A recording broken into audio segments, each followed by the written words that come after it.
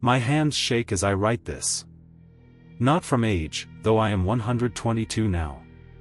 Not from illness, though the cancer is winning. They shake because of what happened in 1966 when I was a biologist working Devil's Sea. 19 years of experience meant nothing when we descended to 25,000 feet.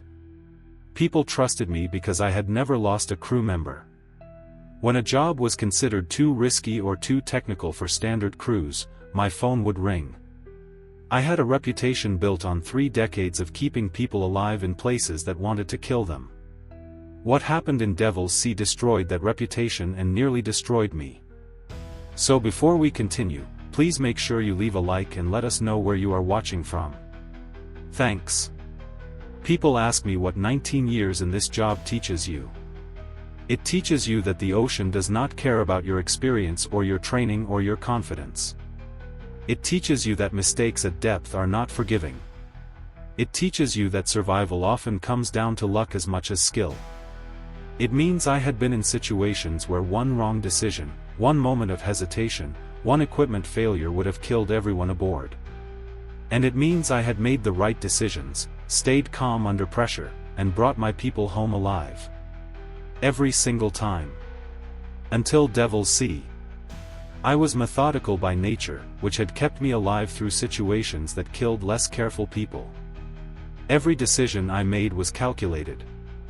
Every risk was assessed against reward. Every procedure was followed exactly as written, because procedures were written in blood by people who learned the hard way what happens when you take shortcuts at depth. That methodical approach had earned me respect in an industry where mistakes cost lives and second chances do not exist. I had survived equipment failures that should have killed me. I had survived weather that had sunk ships twice the size of mine. I had survived human error, both my own and others. My experience was not just years on a resume or certifications on a wall. It was scars earned and lessons bought with blood. Every mark on my body told a story about what not to do, what to watch for, what could go wrong. I carried those lessons into every dive, every mission, every descent into water that wanted me dead. Before Devil's Sea, my record was perfect. Not lucky, not easy, but perfect through discipline and respect for the ocean. 37 major operations spanning 2 decades. Hundreds of individual dives. Thousands of hours at depths that would crush a human body in seconds if the equipment failed. Depths where the pressure is measured in tons per square inch and a single crack in the hull means everyone dies before they can even scream. Every single person who descended with me came back alive. That was not luck. That was preparation, training, experience, and a healthy fear of what could go wrong. That record was not just professional pride, though I was proud of it. It was a promise I made to every crew member who trusted me with their life. I will bring you back. I will not let you die down there. I will get you home to your family. That promise, that perfect record, that reputation built over decades, all of it ended in 1966 at the bottom of Devil's Sea. The job came to me through a military contractor I had worked with twice before on classified operations. They did not give me details over the phone. Just coordinates, depth requirements, and a meeting time. The client, they said, preferred to remain unnamed, which should have been my first warning. In deep water work, everyone knows everyone. The industry is small, specialized, and tightly connected. Unknown clients usually mean classified work, military contracts, or operations that skirt legal boundaries.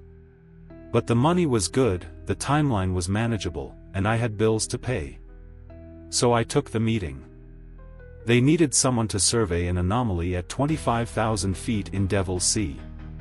When I asked what kind of anomaly, they showed me sonar images that made no sense. Returns that suggested structure where there should have been only open water and sea floor. Formations that appeared geometric, almost artificial, in an area that had been surveyed multiple times before and shown nothing. The previous survey, conducted 6 months earlier, had detected nothing unusual. Now suddenly there was something there, something large, something that had either appeared recently or had somehow avoided detection until now. Neither explanation made sense, but the data did not lie. Something was down there. The area was known for extreme conditions, even by deep water standards. Devil's Sea was not just deep, it was dangerous. Unpredictable currents that could snap cables like thread. Pressure differentials that could crack hull seals. Temperature variations that made equipment behave erratically. And old stories. Stories that veteran divers told quietly over drinks but would never put in official reports. Stories about lights moving beneath the surface. About sonar contacts that appeared and disappeared. About ships that reported equipment failures in the same spot and then vanished. I knew the stories. Everyone who worked these waters knew the stories. And everyone pretended they were just stories. The pay was standard for this type of work. Not exceptional, not suspiciously high, just standard market rate for deep survey operations. That actually reassured me at the time. Companies that overpay are usually compensating for risks they are not disclosing. Companies that pay market rate are treating it as routine work, which meant they expected it to be survivable. The timeline was tight but not impossible. 3 weeks for preparation, equipment acquisition, crew assembly, and deployment. Then 2 weeks on site for the actual survey work. Standard timeline for this depth and complexity. The briefing lasted 2 hours in a windowless conference room that smelled of coffee and anxiety. Charts covered every available surface. Topographic maps showing the ocean floor. Depth contours marking the descent from continental shelf to abyssal plain. Current patterns that swirled in complex eddies. Temperature gradients that showed thermoclines and cold water upwellings. The project manager, a woman in her 50s who introduced herself only as Director Chen, walked through mission parameters with mechanical precision that suggested military background. Descent profile showing our planned route to target depth. Survey pattern outlining how we would map the anomaly. Equipment deployment procedures. Ascent protocol with decompression stops calculated to the minute. Emergency procedures for every conceivable failure mode. Everything was documented. Everything was planned. Everything followed established safety guidelines that had been written and rewritten over decades of deep water operations. On paper, reviewed objectively, this was a routine operation. Complex, yes. Dangerous, certainly. But routine within the context of deep water work. I had done harder dives. I had worked deeper waters. I had survived worse conditions. This should have been manageable. But there were gaps in the briefing, blank spaces in the documentation that bothered me in ways I could not immediately articulate. Questions that got deflected or answered with technically accurate but fundamentally evasive responses. Why this specific location at this specific time? What exactly had the previous survey mission detected that prompted this expensive follow-up? What happened to that crew? Why were the confidentiality requirements so strict, with non-disclosure agreements that included criminal penalties for violations? I asked these questions directly. Director Chen gave me answers that were correct in their particulars but wrong in their implications. The previous crew had reported equipment malfunctions and cut their mission short, she said. Standard decision when systems are not performing optimally. The data they collected was inconclusive, she said. Hence the need for this mission. The location was of scientific interest, she said. Hence the confidentiality to prevent other research groups from jumping the claim. All reasonable. All logical. All technically true. And yet 19 years of experience had taught me that what people carefully avoid saying is usually more important than what they say directly. But the money was good, my bills were real, and my pride said I could handle whatever complications arose. That pride, that confidence in my own abilities, was a mistake that almost cost me everything. The crew assembled 4 days before departure in a waterfront hotel that catered to commercial diving operations. Rodriguez handled navigation and had worked these waters for 15 years before I ever set foot in them. Tall, weathered by sun and salt, with hands scarred from rope and cable work. They had that particular economy of movement that comes from spending years in confined spaces where wasted motion means bumping into equipment or crew. They checked everything twice as a matter of habit, then checked it a third time before signing off, which made them slow but reliable in exactly the way I needed. We had worked together on 2 previous operations that had gone smoothly, which meant we had established communication patterns and mutual trust. Not friendship, exactly. You do not need to like someone to trust them with your life at depth. You just need to know they will do their job exactly as they should, every time, without fail. Chen managed systems and technical operations. Younger than the rest of us by at least a decade, maybe 30 years old, with the kind of technical brilliance that only comes from formal education combined with practical experience. They had an engineering degree from MIT and had worked on submarine systems for the Navy before transitioning to commercial diving. They could diagnose problems most people would not even recognize as problems, could jury-rig solutions from whatever materials were available, could explain complex technical concepts in language that non-engineers could understand. They never wasted words. Every sentence was information, every statement was precise, every answer was exact. Some people found that off-putting. I found it reassuring. At depth, in an emergency, with seconds to make decisions, you do not want conversation. You want information delivered fast and accurate.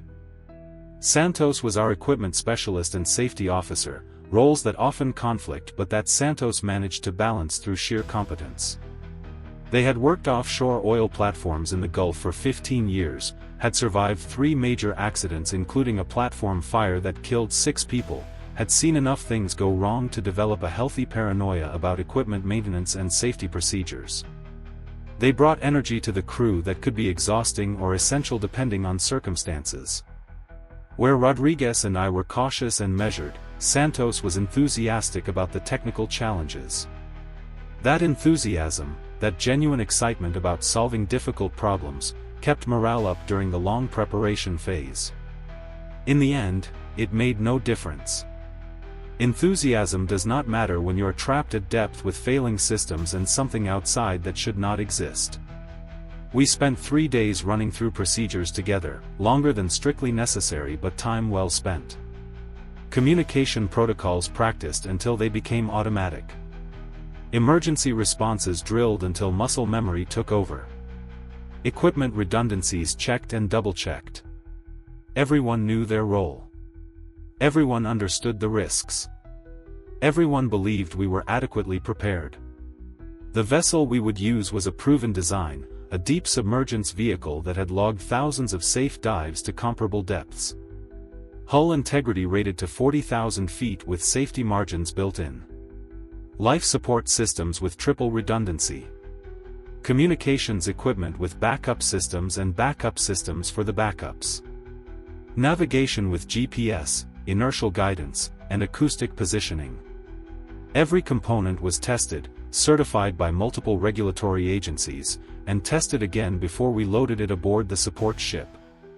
The night before departure, I found myself unable to sleep despite exhaustion from 3 weeks of intensive preparation. Not from nerves exactly, though pre-mission anxiety is normal and even healthy in this line of work. A certain amount of fear keeps you sharp, keeps you from getting careless, keeps you focused on the fact that everything you are about to do could kill you if you make a mistake. But this felt different. Heavier. More specific. Like standing at the edge of something permanent and irreversible. My body was trying to tell me something my mind refused to hear, sending signals I had learned over decades to recognize and respect. I had felt this before dives that went wrong. I had felt this before equipment failures that nearly killed people. I had felt this before decisions that I later regretted. But in the moment, with the contract signed, the crew assembled, the equipment loaded, the support ship waiting, turning back felt impossible. The momentum of the operation carried me forward despite my instinct screaming at me to stop. Looking back now, that was the critical mistake. Not the descent. Not the discovery. Not the emergency ascent. The mistake was ignoring my body when it tried to warn me that we were going somewhere we should not go, to see things we were not meant to see, to learn truths that would destroy us. The descent began at dawn with clear skies and calm seas, conditions that would not last but that gave us a perfect weather window for the critical first phase. We sealed the hatches with final checks on every seal, every O-ring, every mechanical linkage. Ran through the pre-dive checklist one final time. Committed to going down. That moment of commitment is always significant in deep water work, the moment when you cross from surface where rescue is possible to depth where you are alone. Once you start descending past a certain depth, 5,000 feet or so, turning back becomes as dangerous as continuing forward. The decompression required for ascent takes time, uses life support resources, exposes you to risks that increase with every additional ascent and descent cycle. So you commit. You go all the way down, complete your mission, and then you come back up. There is no changing your mind halfway. We went down in stages, stopping every 1,000 feet for equalization and comprehensive system verification. The water changed color gradually at first, from surface blue-green to deeper blue, then to blue-gray, then to gray, and finally to black. Light dies gradually in water. The reds disappear first, absorbed by the water within the first 30 feet. Then oranges go at 100 feet. Yellows fade by 300. By 5,000 feet you are in a perpetual twilight, a dim blue-gray gloom where your eyes strain to see anything at all. By 10,000 feet you are in absolute darkness broken only by your instrument lights and the external floods. The transition is gradual enough that you do not notice it happening, and then suddenly you are in complete black water with no reference point except depth gauges telling you how far down you have come. Temperature dropped from surface warmth to near freezing in less than 2 hours of descent. From 70 degrees Fahrenheit at the surface to 35 degrees at depth, right at the edge of where sea water freezes. The hull groaned and creaked under mounting pressure, sounds that are normal and expected but that never stop being deeply unsettling. Metal under pressure makes noises that you feel in your bones, in your teeth, in the joints of your hands. Deep pops and groans as the hull flexes microscopically under forces that are trying to crush it into a sphere. You learn over time to distinguish between normal stress noises and dangerous sounds, between creaks that mean everything is working as designed and sounds that mean something is failing and you need to abort immediately. The sounds we were hearing were normal, textbook examples of how a properly designed hull responds to increasing pressure.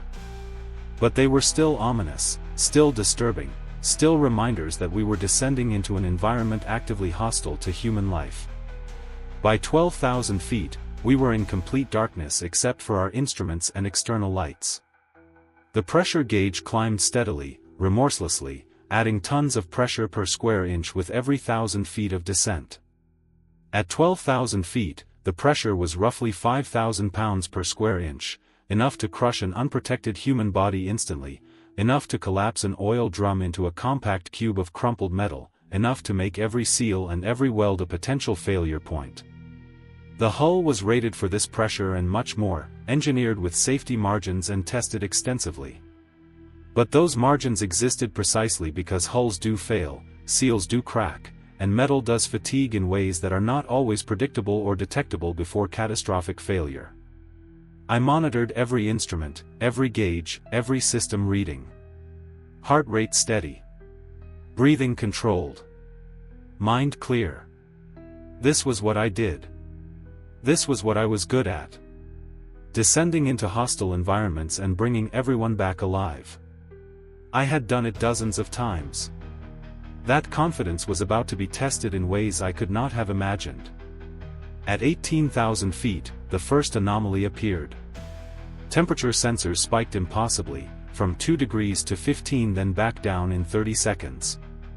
That should not have been possible at this depth. Nobody spoke for a full minute. Then Rodriguez asked if anyone else had noticed it. We all confirmed what we had seen. Chen suggested equipment malfunction, which was the logical explanation. But something about the pattern bothered me. I decided to continue to our target depth. We had come too far to turn back on a single anomaly. I had seen plenty of strange readings over the years that turned out to be nothing more than unusual water conditions or instrument errors. I ran through the possibilities methodically. Every scenario I could think of had a rational explanation. None of those explanations felt right. 20 minutes later, the second anomaly occurred. Something struck the hull. Not a gentle bump from debris. A deliberate strike that left a dent in reinforced steel rated for pressures that could crush a car. This time there was no hesitation. Every person in that crew knew we were dealing with something outside our training and experience. Rodriguez and Chen confirmed it independently. Multiple systems showing the same impossible data. But we were already committed. Already at depth. Already past the point where aborting was simple or safe. Emergency ascent from this depth without proper decompression would risk the bends, nitrogen narcosis, pulmonary barotrauma. The safe choice was to continue to target depth, complete minimal mission requirements, and then ascend properly. That was the logical decision. The decision that almost killed us. We reached target depth and began our survey pattern. The external cameras captured images that our minds struggled to process. Shapes that should not exist at this depth. And then we found it. We found life forms that defied every classification system. The scale was massive. Our lights could only illuminate a small portion. Details showed patterns that suggested design. Textures that implied purpose. Features that defied natural formation. My eyes struggled to process what they saw. The crew went silent.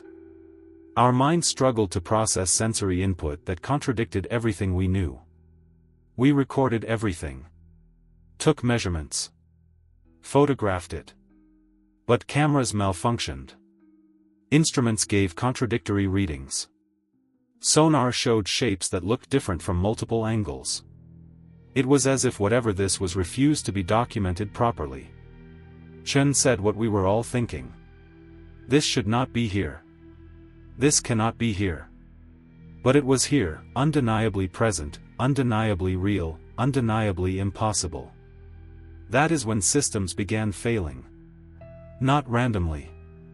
But systematically, as if something understood our technology and was methodically disabling it. First, ballast control stopped responding. We could not adjust depth, could not begin emergency ascent. Then communication with surface became erratic. Multiple independent systems failing in ways that should not correlate.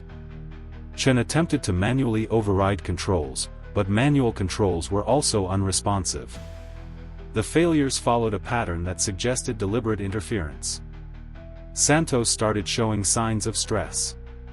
The psychological pressure was mounting. Fear is contagious in confined spaces. One person breaking down can cascade through an entire crew. I had seen it happen. We were in severe danger at 25,000 feet with no way to ascend normally and failing life support. I gathered what remained of the crew. Explained our situation with brutal honesty. We could not stay. We could not ascend normally. We had to attempt emergency ascent and accept the risks. Decompression sickness. Nitrogen narcosis. Pulmonary barotrauma. Versus certain death if we stayed. Not a choice really. Just an acknowledgement of reality. The decision to attempt emergency ascent came when oxygen reserves dropped below critical levels. I ran through every option. Every option had extreme risk, but staying meant certain death. We dumped everything. Blew ballast. Activated every system designed for emergency ascent. For 30 seconds, nothing happened. The vessel shuddered. The hull groaned. We were not moving. Then something changed. The resistance we had been fighting against suddenly was not there anymore. We shot upward with acceleration that pushed us against the deck. The ascent was chaos. We rose faster than safe, skipping all decompression stops. Warning alarms screamed continuously. The hull groaned and flexed. I held the controls and tried to slow our ascent. Metal screamed. Rivets popped.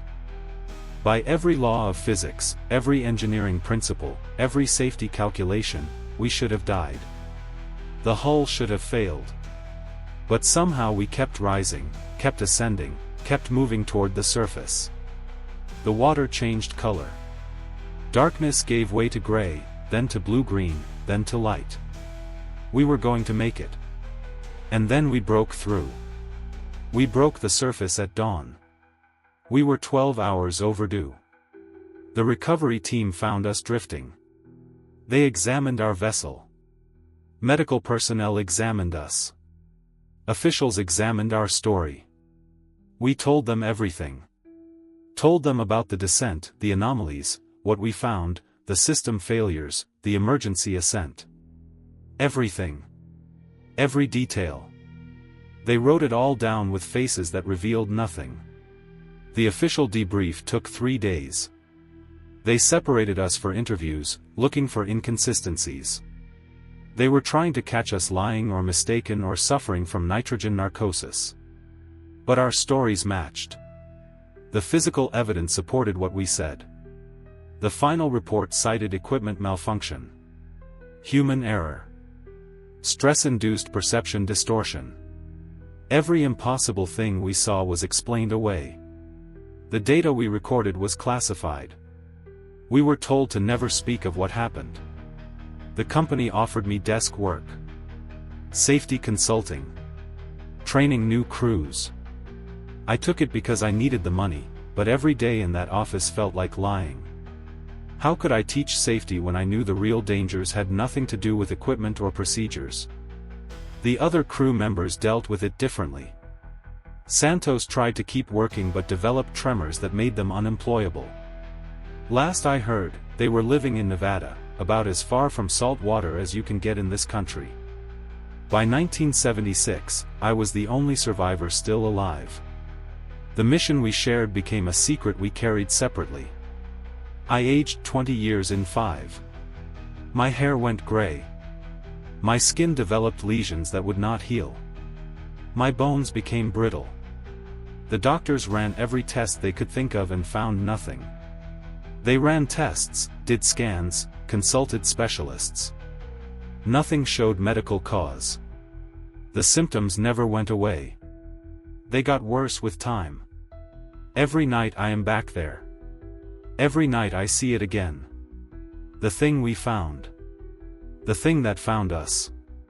The thing that let us live for reasons I still do not understand. I tried to go to the beach once, 5 years after Devil's Sea. Made it to the parking lot before I collapsed. Paramedics said it was a panic attack. They were wrong. It was recognition. The ocean knew I was there. The knowledge I carry has no value because I cannot share it. The truth I know has no power because nobody believes it. I am alone with memories that will not fade. That was 58 years ago. I am 122 now. The cancer started 2 years ago. Aggressive.